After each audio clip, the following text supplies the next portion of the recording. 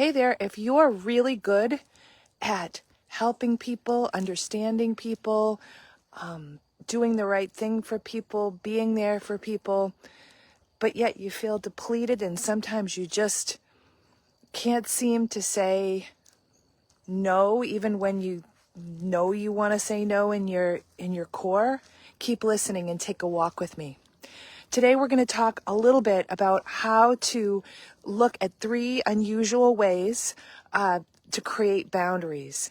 And as a heads up, make sure that you come September 9th to the Overachievers Club, because we're going to be diving into this topic even deeper in your specifics. But for right now, I would like to go through important things for you to keep in mind and to ultimately get ready for this hour free club meeting. Okay, so the first question, that's a question I think I know the answer to, but maybe it needs to be addressed. And that is, what is a boundary anyway? The second question is why is it important? And the third question, that's where we're going to dive into specific topics. So what's a boundary? Well, let's talk about what it isn't.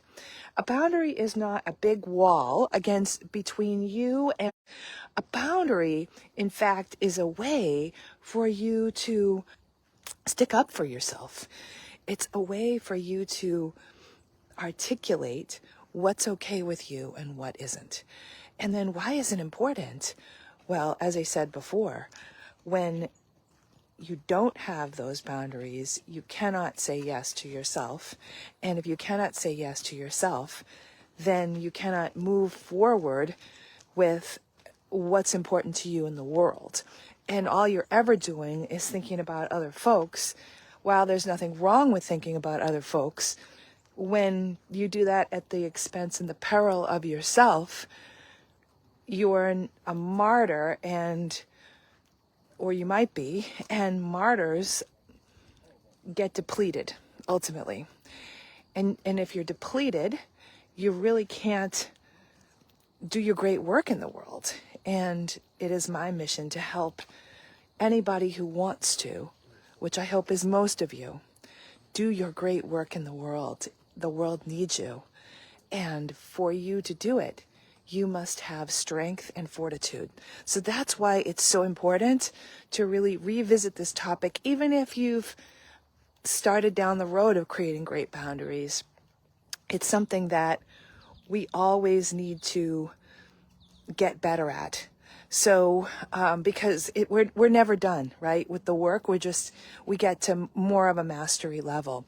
So let's go into, and I'm going to look at my notes to make sure I don't miss anything here.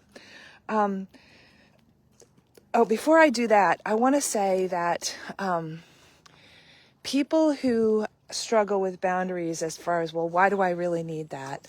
Often those people don't like conflict. Often those people have some anxiety. And often those people, maybe in the end, kind of feel like, this sounds extreme, but they have this fear of abandonment.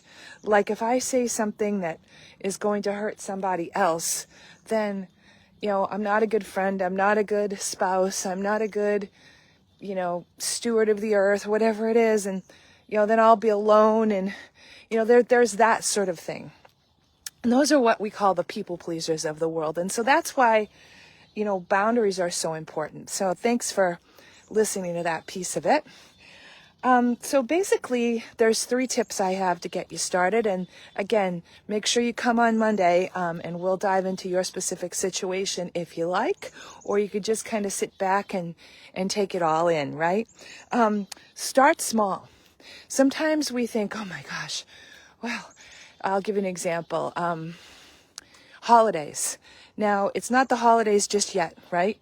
But it's coming. It's September, and people are starting, like my sister started to think about the holidays. And holidays and boundaries, oh my gosh, there's so much there. But you got to think, well, all right, well, maybe we're not going to go from kind of enduring a whole week of family stuff that you don't want to endure, to just sort of say, hey, this time I'd like a couple of hours to myself during the family gathering to have some quiet time and some me time. Maybe that's a small step, for example. So you want to start really small. You don't want to, Rome wasn't built in a day, because when you start small, that creates momentum. As with any habit, it's not going to be, immediate, but that creates momentum. The next thing, when you practice it, make sure you have a lot of self-love and self-care. So, for me, I like to get my walks in out in nature.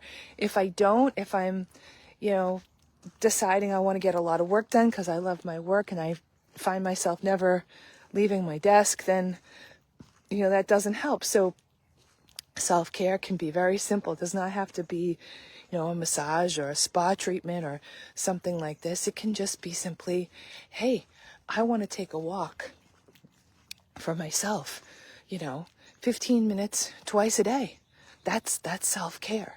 So make sure when you practice those boundaries, you also are really clear about what's important to you to make you feel good, to get out and exercise, to get out in nature, to, to breathe, even just to breathe, to say it's not nice out, say it's pouring down rain and you're not wanting to get out in nature, right?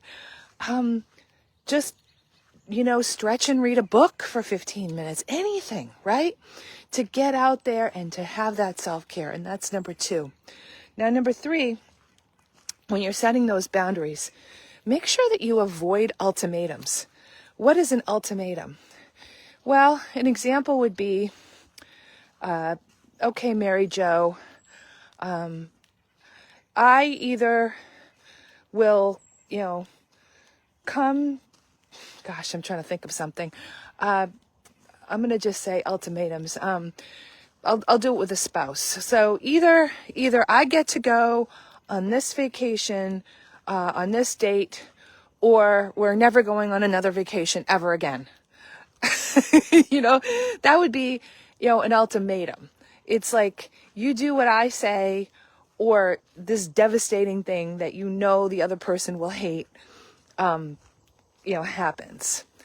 Rather, what you want to do is something like, wow, the vacation that you're suggesting, I can see why you like it. However, I don't like sun because, I get exhausted, and I'd rather have a vacation where I can, do more nature walks and not really be on the beach very much. Also, I don't like the idea of too many people drinking and partying. That makes me uncomfortable. So what can we do to, create an experience that we both like? See, that's a boundary, and it's also an opener for a conversation. So boundaries are important, and they start with I's, and then the bonus is the opener for the conversation. That begins with the word what. If you have a question and it begins with the word what, it's non-confrontational, it's not an ultimatum, it's not a yes or no, it's not a closed question, it's opening for a conversation that hopefully will be respectful. All right, guys, that's all I have for now. I could go on forever and ever, because one of my most favorite things to do in the world is to help people with their human interaction. Right now I'm really having a delightful time with one of my most favorite clients who, runs a firm, and there's lots of human interactions, to deal with. And this person is a wonderful human, and this person, by their own admission, is a little bit of a people pleaser and doesn't like to deliver bad news. I don't know too many people who do like to deliver bad news, but this is the situation.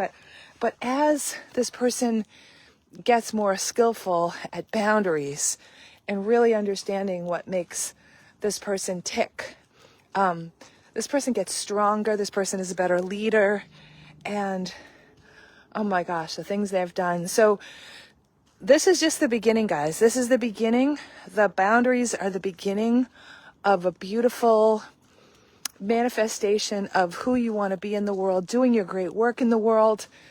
I'm so grateful to be out here talking to you on this gorgeous September day. Just the sunshine is such a gift. So I wish for you beautiful September, and I cannot wait to see everybody who is called to be with me on September 9th for the Overachievers Club, because guys, you're worth it.